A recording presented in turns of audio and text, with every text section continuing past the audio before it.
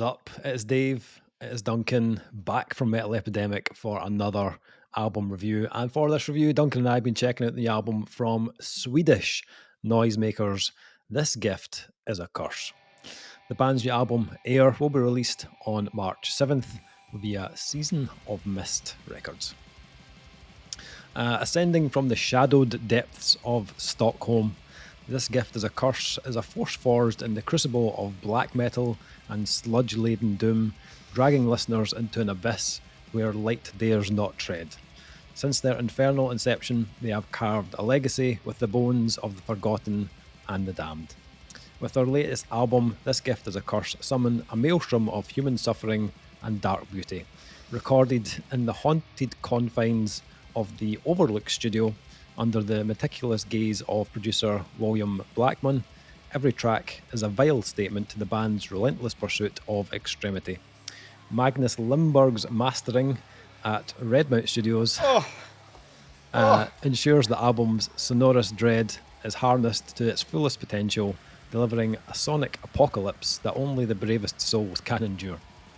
As the album prepares to sear its mark upon the world, one thing is clear: there will be no heirs to the throne of darkness that This Gift is a Curse occupies. The crown is theirs alone, forged in the fires of creation and destruction, a beacon for those who dare to walk the shadows. Happy birthday. like the most misery-laden PR ever. It might as well just said at the end, and you're gonna die.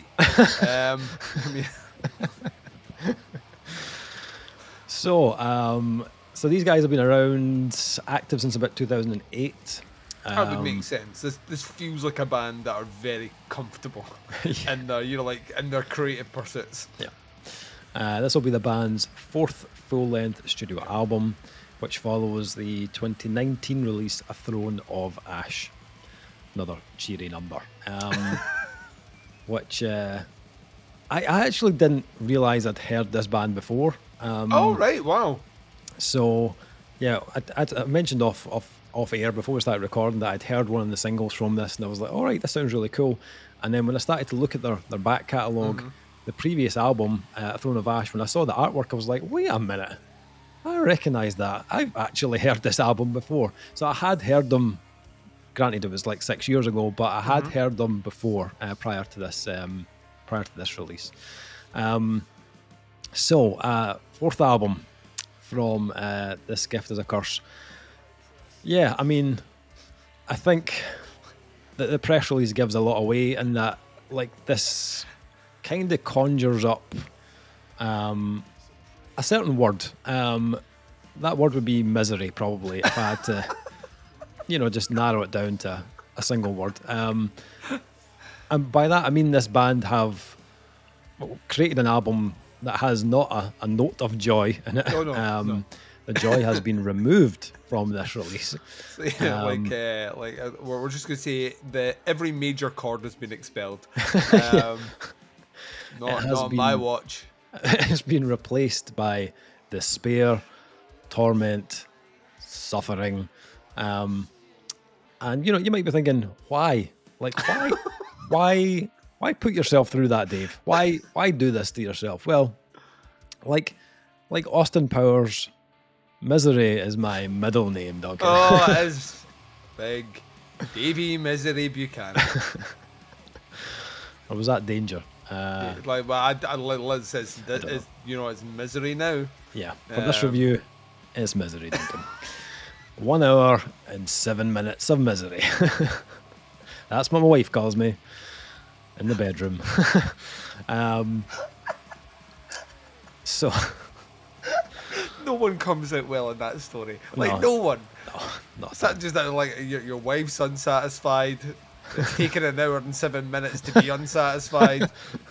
You're not proud of yourself either because you're getting called names. The dog was in the room when it was happening. It's scarred. Jesus. So, nothing worse, man. Nothing worse. Yeah, as I said, over an hour. This was this is a strap yourself in type release. Yeah. And the album doesn't really let up during its runtime. I mean, you could say it has some kind of softer passages, but they're Yeah. kind of minimal. Mainly used to add like atmosphere or, adjust the mood. They have a very post-metal approach to what they do. Yes, yeah. Yeah, it's like everything is like a colossal weight being moved in every song. It's like the first chord is a massive weighted stone given to you, and then you're asked to walk with it for 9 minutes. Yeah. Aside from the kind of mid-album interlude of Passing, don't really expect too many breather moments on this release. Cosmic Voice and Old Space are probably the two that you'll notice like a slight easing of the harsh blackened fire that you'll get hit with on the rest of the album. Those are also like about 50 minutes into the album. Yes, that is also true. Yeah, that is true. But like stylistically, I think this is really cool. This Gift is a Curse are quite happy to shift between like various genres. So like, yeah, there's black metal, there's hardcore, there's sludge predominantly, but it's also got that kind of post-metal weight to it. And it's hella doomy as well in mood. Like there's a very bleak kind of ominous backdrop to this album that definitely evokes a doom-like character to it. But because of the main blend of that like sludge, hardcore, black metal, the album provides a really nice mix of like tempos and rhythms that they just like really churn out with this menacing kind of ferocity throughout. The opening track, Kingdom, is probably one of the most direct tracks that they release on this album. It's under 6 minutes, which for this release is one of the shorter run times. And it's just full of these like singed kind of hardcore riffs that are delivered with a very like black metal character. So much black metal. Like if black metal was a filter, yeah, yes, it's been used on every single fucking song. Yeah, wash. Yeah, I got a lot of like hints of like bands like Hexis. There's like a bit of kind of trap them in there as well. Oathbreaker. I also got some like heavy kind of LLNN vibes as well, and some of the weight and some of the lead work as well, and the kind of slower grooves. And it does have a little bit of that kind of like post-apocalyptic kind of vibe in places. As I said though, that track is kind of short in comparison to what follows, where the band get into those like 8 and 9 minutes of music, where they take their time a little bit more in the build up before just destroying you with that blackened force. And some of those tracks just completely nailed the brief. Like No Sun Nor Moon. That was just an absolute killer for me. Like not only does that just hit you with waves and waves of these kind of blackened and very dissonant moments, but I had a chorus that I was singing at the end. I was like you know the lyrics to that. Yeah, and it is repeated so much during the runtime of the song that like you will never forget it. No, not at all. I'm finding excuses now in Teams calls at work to use the phrase "no sun nor moon." This is a way to put it in there as an in-joke to me that went through the 8 minutes and 20 seconds of that track. So yeah, I mean, like occasionally the longer tracks feel their length, especially when it's the sludge element. Yeah, I think that doom element the tempo kind of remains the same throughout. So it sometimes can feel kind of prolonged, but what I liked was you can bet your bottom dollar that whatever comes after one of those longer, slower tracks is going to just sandblast the skin from your face. And like tracks like Deathmaker do exactly that. It's just absolute filth. And like for some reason, like when I was listening to this, I was like, right, in my head, I'm like, right, so these guys are Swedish, right? And I had that in my head, Swedish band. But then when I was listening to tracks, I was like, it feels like this band should be either in Norway or in Denmark. Like, what is going on here? Like the black metal guitar work is very Norwegian, and then the slower grooves put me in mind of Danish bands like Hexis and LLNN. So there's like a real kind of like mix of like nationalities. This should be the bread on the sandwich. Like, it should not be the filler, right? Yeah, exactly. Yeah, it's bizarre, but you'll hear it. Like when you're listening to the album, you'll hear these different kind of influences from those different countries.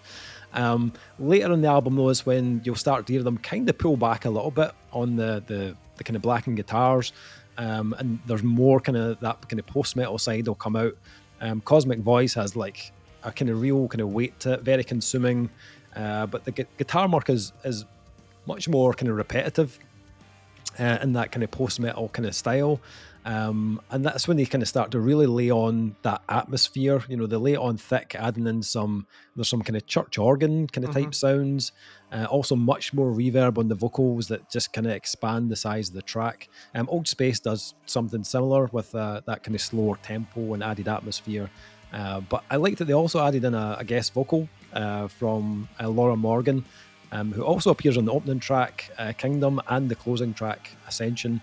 But actually, I think it worked really well on Old Space because the track itself is quite repetitive. And I think that additional tone just added that extra element of kind of contrast to the track. So, but then also here on the last track, Ascension, was also a nice touch because she has a higher register than Jonas, the main vocalist. So the two tones work really well together.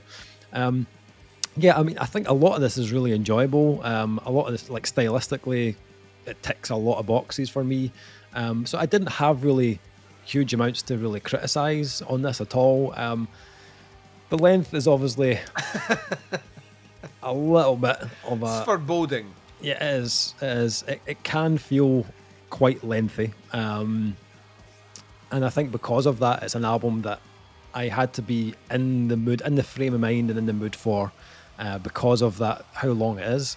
But weirdly, I think it works best as a full album as well. Like, you can listen to individual tracks, but I think to get the full experience, it is best to listen to it, you know, as a full album. You get that more of that kind of journey kind of type feeling from it when you listen to it as a whole. On the production front, William Blackman, who is a Swedish producer, he has worked with the likes of Gadget, who's actually a member of Gadget, but he's also worked with like Scar Symmetry and Birdflesh and Crawl. So worked with tons of bands, and he's packaged this together in a way that really like delivers that dissonant wall of sound. Scorched earth. God, you know what I mean? yeah. Like nothing survived. This is napalm. This is I love the smell of napalm in the morning. Like like when you finish listening to this, nothing is left alive. Yes. Like it is like it's flame-throwed fucking everything. Yeah. By the end of it. Yeah, definitely. Also like that he's obviously experienced enough to know how to make this not overwhelming in the production though. Like there's a surprising amount of like nuance and the detail in the recording. It is so black metal at points, but so clearly identifiable in all the production and all the instruments. It's so clear, whilst being so nasty at the same time, that it does make me wonder, not to take pot shots at black metal bands, which I will. It makes me wonder why black metal bands can't just, like the authentic lo-fi bastards can't just be recorded like this. Yeah. Because this is savage as fuck, and it's nasty and uncomfortable, but I can hear what everyone's doing. Yeah, so. absolutely. There's huge amounts of kind of atmosphere in it as well, which I think that makes it slightly easier to digest. It's not like just constantly in the red, this album. So I thought he did a really great job on the production front and matching that kind of like tone and ferocity of the band's sound. So like for a band that are 4 albums in, another very solid release from this band, and thoroughly enjoyed this. Yeah, it's a bit lengthy, but tonally and stylistically it was right up my street. What about yourself? What did you think? Yes, I'll get the big complaint for me is the album's too long, right? Yeah. And it's not because I dislike it, so I want it to be shorter. I find it as an experience too long to process. However, when I am listening to it, it feels its length, right? But I am enjoying what they're doing here. Mm-hmm. The elements that they get right are spot on. Like, so that blackened infused element they have here, and the guitar riffing and the vocals is fucking incredible. That kind of sludgy, dissonant guitar, like chord sequences that they lean into is great. That kind of oppressive, kind of doomy and at times almost death metal-y thing they've got going on is also awesome. And it's all underpinned with really well placed production and incredible vocals. Like the vocalist here has that like once again, like I'll criticize the length of the album, but the dude is on, I would say, 90% of this album, which means he's on about an hour of this album doing that vocal style, which fucking, game respects game. Because that ain't fucking easy to do. No. What I like about it is, and we kind of touched on it, the reason I think it weirdly justifies its length whilst at the same time being a criticism for me is the way they've constructed the album has been with thought. Yeah. And you can get that from, so they are consciously aware, like you said, of if you're hit with something that's like very slow and oppressive, the next track is specifically designed to like hoof you in the nuts and go full out the gate. Also, the position of some of those quieter sections does come later in the album, but it comes later in the album because weirdly the band may have anticipated fatigue with it, so they start adding those elements later in the process. So that to me once again is a great indicator of they're aware of what they're doing. This isn't just let's write really long horrible songs and then piece them together on an album. I mentioned before it does have the kind of the oppressive sonic weight of a post-metal album, which doesn't surprise me when your man from Cult of Luna is doing the kind of the mixing, mastering for the album, because like that to me feels like an organic. I mean, he's Swedish, so there's only so many. I imagine there's so many people you can go to. But like there's a weird time with that as well, because I feel like the colossal weight of anything that a post-metal band generally does is something that has like a concept, a theme or an idea, and elongates it to this oppressive sound that you just have to deal with for the runtime, which is typically over 8 minutes anyway. So they bring that as an element without it necessarily being a musical element. It's an approach in the production and the delivery mechanism of the songs. So I think that's really, really cool. It's too long for me to really recommend, if I'm honest, because as an albums guy, I kind of want people to listen to the whole album, and I actually think it, like you said, I think done justice to this, you have to experience the hour and 7 minutes of it. You can't really, like, even like the first time I put it on, and we spoke about this off air, I had already seen what the runtime was, and then I hit play, and I was like like not even a minute into it, and I was like, that right, is this an hour of this? Right, not today. I wasn't in the headspace. I just did not want to commit to that. And then came to it much later on in the week, and then came at a time when I knew for a fact I had the patience, the time, the concentration, and it had been an interesting day, which needed something a bit savage in my ear holes. But as a recommendation, it's difficult to recommend, because what I would say to you is, if you like your music bleak, if you like your music challenging, and also you are not put off by long form albums that don't give you the reprieve, like don't be under any false illusions here. When Dave says they take the foot off the accelerator, that doesn't mean like birds are chirping in the background and not like. It just means that the already savage, very unpleasant sound is marginally not as oppressive and unpleasant as it was before. It's not like a C shift change where they've all of a sudden found that they can switch off the distortion pedal on their guitar. It's still on. You know what I mean? It's still on.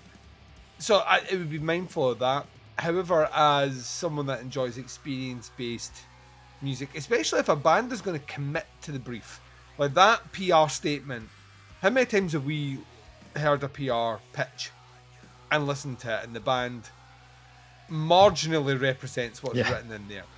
like, I almost think that the PR person has undersold how savage and bleak this is. There is no light. There is no light on this album. Yeah. This is the end, right? Like, right?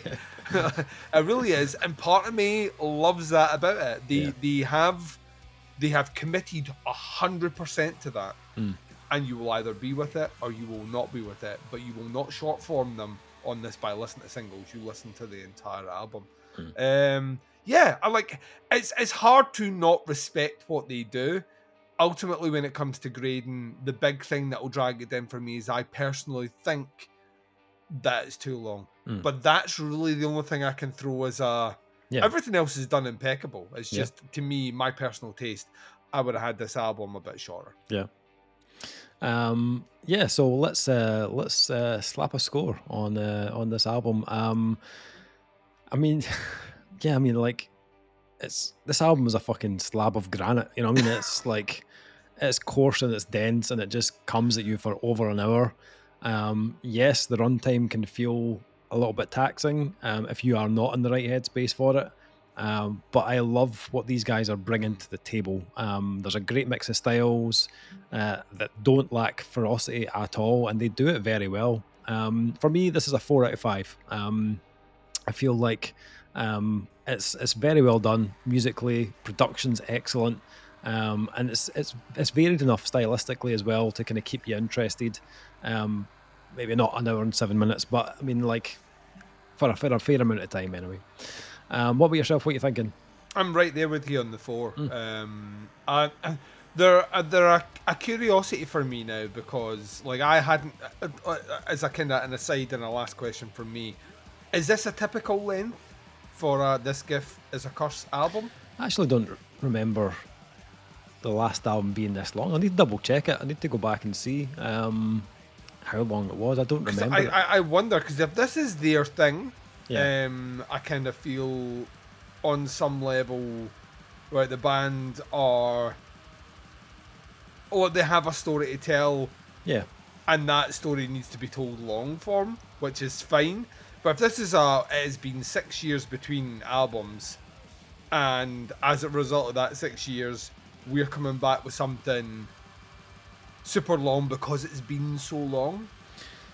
Yeah, so their previous 3 albums are not this length. So it does make me wonder if there's a conscious choice of, it's been 6 years. Yeah. And we have, like, to me, I almost appreciate it a little bit more, because to me, this feels much more methodical and scoped. Yeah.